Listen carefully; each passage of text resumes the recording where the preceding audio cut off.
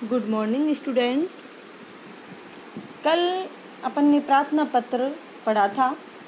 प्रार्थना पत्र ज़रूरी कार्य की और बीमारी की दोनों एप्लीकेशन जो प्रार्थना पत्र थी वो अपन ने कंप्लीट की। और थर्ड क्लास आपके लिए प्रार्थना पत्र नया है, लेकिन फिर भी आप इसको कंप्लीटली अपनी नोटबुक में उतारें और इसे बार बार पढ़ें, अभ्यास करें इसका बार बार, तो आपको कंप्लीटली लर्न आराम से हो जाएगी। इतना कठिन नहीं है। अब आप एप्लीकेशन फर्स्ट यानी एक पहली एप्लीकेशन है वो आप याद भी करें, थोड़ा लिख लिख के याद करें, अभ्यास करें बार बार में, तो थोड़ा आपके लिए सरल रहेगा। अब आज हम जो अपना नया चैप्टर नया टॉपिक है वो पाठ नंबर 1 है हिंदी का, किताब का आपका, जो हम आज स्टार्ट करेंगे, जिसका नाम है देश की माटी। जो अपना देश है उसकी मिट्टी है, उसके बारे में कवि कह रहा है। क्या कह रहा है कवि, आप देखिए। कवि कह रहा है, देखो पहला जो पद है उसके बारे में देखो। पहले, देश की माटी देश का जल, हवा देश की देश के फल, सरस बने प्रभु सरस बने। अब देखो आपका जो पहला पद है माटी, माटी यानी मिट्टी, और जल यानी पानी, सरस यानी मोहक रसीले, है ना, और प्रभु यानी ईश्वर। अब देखो कवि ईश्वर से प्रार्थना करते हुए कह रहा है, ईश्वर से, प्रभु यानी प्रभु है भगवान ईश्वर, तो ईश्वर से प्रार्थना करते हुए कह रहा है कि हे ईश्वर, हे भगवान, हे प्रभु, इस देश की मिट्टी सरस अर्थात उपजाऊ, मतलब इसमें बहुत सारा अनाज उगने वाली बने। इस देश की हवा, इस देश की हवा वो क्या बने, सरस अर्थात सुगंधित बने। इस देश का पानी है सरस यानी मीठा बने। देश के फल सरस यानी रसीले बने।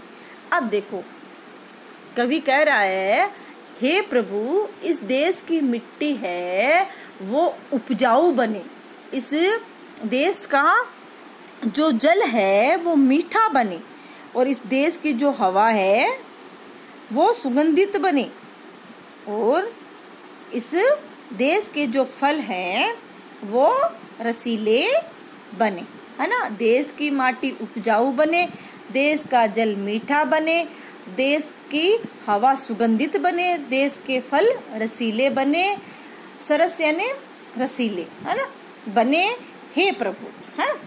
अब आगे देखिए 2 नंबर पे, देश के घर और देश के घाट, देश के वन और देश के बाट, सरल बने प्रभु सरल बने। अब कह रहा है, उसमें था सरस, अब दूसरे पद में क्या है, सरल। देखो घाट यानी मतलब तट होता है, एक किसी नदी का किनारा होता है, उसके आसपास का जितनी भी जो घाट है उसको अपन बोलते हैं। वन यानी जंगल, बाट यानी रास्ता, सरल यानी आसान, आसान बने, है ना। तो क्या भी कह रहा है कि हे प्रभु, हे प्रभु, इस देश के घर हैं वो क्या हो, खुशहाल बने, मतलब सरल यानी इस देश के जितने भी घर हैं वो खुशहाली से भरे रहें, और नदियों के जो घाट है वो घाट हैं, और वो जो घाटों के अंदर पानी है, नदियों में जो पानी है वो भी क्या हो, अत्यधिक सरल यानी सुगंधित सुरक्षित बने, है ना। तो क्या है, देश के घर देश के घाट, तो देश का जो घर है वो खुशहाल बने, और देश के जो घाट हैं वो सुरक्षित रहे, और देश के वन हैं, वन यानी जो जंगल है वो क्या रहे, हरे भरे रहें, और देश के जो रास्ता है वो आसान बने। ठीक है, तो सरल बने प्रभु सरल बने। तो हे प्रभु, देश के घर खुशहाल बने, देश के जो नदियों के घाट हैं वो सुरक्षित रहें, और देश के जो वन हैं वो हरे भरे रहें, और देश के जो बाट यानी रास्ते हैं वो आसान बने। अब नंबर 3 देखिए,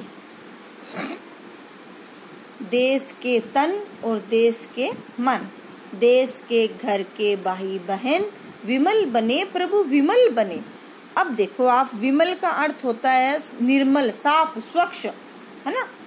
तो अब देखो कवि कह रहा है कि हे प्रभु, हे परमात्मा, देश के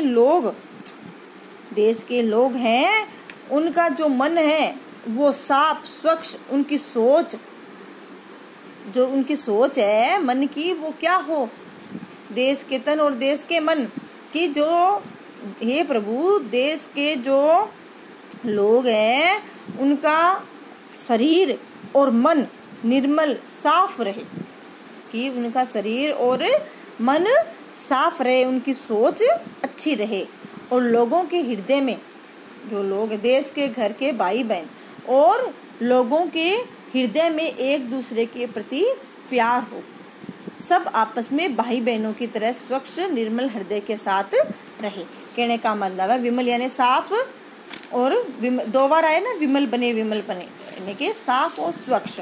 अब देखो, हे प्रभु, लोगों का शरीर और मन हमेशा क्या रहे, साफ स्वच्छ रहे, और लोग हैं वो आपस में एक दूसरे से भाई बहन की तरह प्यार से रहे। हे प्रभु, ये आप इतना वरदान हमें दीजिए। अब देखो, देश की इच्छा, देश की आशा, देश की शक्ति, देश की भाषा, एक बने प्रभु एक बने। अब देखो, पहले सबको साफ बनाया, सरल बनाया, और फिर उसके बाद रसीले और मनमोहक बनाया। अब देखो, एक बनाने की बात है, एक बनाने की बात है कि हे कवि कह रहा है कि हे ईश्वर, इस देश के लोगों की चाह, इस देश की लोगों की चाह यानी इच्छा, है ना, इन देश के लोगों की इच्छा और देश की लोगों की उम्मीदें एक जैसी हो। आशा यानी उम्मीदें और इच्छा यानी चाह। तो हे ईश्वर, इस देश के लोगों की चाह और लोगों की उम्मीदें सब एक जैसी हो, किसी के कारण मतलब कोई भी भेद न हो, कोई भी मतलब प्रकार का मन में भेदभाव उत्पन्न न हो। देश की शक्ति, देश की भाषा, यहाँ के लोगों की ताकत हमेशा मतलब एकजुट होकर यहाँ के लोगों की भाषा बोली भी एक जैसी हो। तो कवि कह रहा है, हे ईश्वर, हमारी चाह और हमारी उम्मीदें और हमारी शक्ति और हमारी भाषा सब एक जैसी हो, हम एक जैसे सब बने। फिर देश की माटी, देश का जल, हवा देश की, देश के फल, सरस बने प्रभु सरस बने। तो यही है ये कविता है, वो एक कवि थे रविंद्रनाथ टैगोर, जो अंत में कह रहे हैं, ईश्वर से प्रार्थना करते हुए कह रहे हैं कि हे ईश्वर, इस देश की मिट्टी, पानी, देश की हवा और देश के फल सब सरस बने। यह देश सभी तरह से एकजुट होकर खूब फले फूले, है ना। ये बात आपके इस पाठ नंबर 1 में देश की माटी में बताया गया है। अब इसके थोड़े शब्दार्थ हैं, वो आपको इस गद्यांश के अंदर से ही मैं बता देती हूँ। तो मैं बोल बोल के बता रही हूँ और आपको उसमें करना है ना। तो पहला आपका जो ऊपर वाले जो कविता का पहला पद है, उसमें माटी, माटी का अर्थ लिखिए आप मिट्टी, मी आधा टे और टी, मिट्टी। फिर उसके बाद में आपका आता है जल, जल यानी पानी। फिर उसके बाद में आता है सरस, सरस यानी रसीला या मोहक, ठीक। फिर प्रभु, प्रभु यानी ईश्वर, आधा शय शंकर वाला और ईश्वर। फिर उसके बाद आपके आता है घाट, घाट का मतलब है नदी, मतलब तट पर या आसपास बना सीढ़ीदार स्थान। और वन यानी जंगल, और बाट यानी रास्ता, और सरल यानी आसान। फिर उसके बाद में 3 नंबर का गद्यांश है, उसका देखिए। तन यानी शरीर, मन यानी हृदय दिल, और विमल यानी स्वच्छ निर्मल साफ, ठीक है। फिर गद्यांश मतलब कविता नंबर 4 का जो पद है वो देखिए। उसमें क्या है, इच्छा यानी चाहत, किसी प्रकार की इच्छा हो रही है, चाह करना, है ना। फिर उसके बाद में आपके आता है नंबर आशा। तो आशा यानी किसी प्रकार की उम्मीद रखना, है ना। उम्मीद, शक्ति यानी ताकत, भाषा यानी बोली, है ना। तो कवि कह रहा है कि हे ईश्वर, हमारी चाह है और हमारी उम्मीदें और हमारी ताकत और हमारी बोली एक जैसी बने। फिर उसके बाद में वापस ये तो सेम जो अपना पहला पद था उसी के जैसा वापस दे दिया।